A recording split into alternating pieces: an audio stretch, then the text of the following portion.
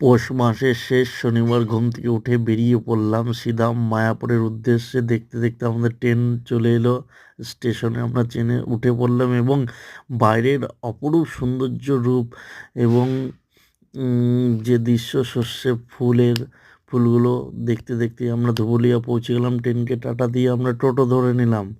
সেই টোটো করে সিধা মায়াপুরের উদ্দেশ্যে রওনা দিলাম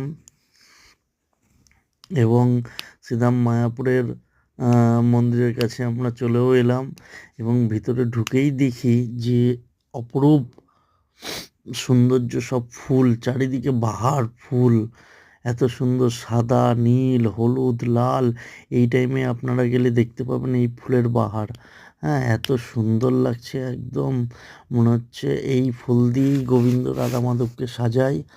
এত এই টাইমেই আপনারা গেলে দেখতে পাবেন এত ফুল, গোটা মন্দির চত্বরেই ফুলের বাহার, যেন একদম স্বর্গের মতো লাগছে। তারপর আমরা সমুদ্র ইয়েতে চলে এলাম, ঝর্ণার ধারে।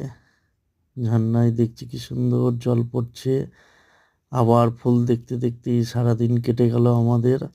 মনে হচ্ছে এই ফুলগুলোর সঙ্গেই সারাক্ষণ দেখে যাই। ক্যামেরা বন্দি করলাম।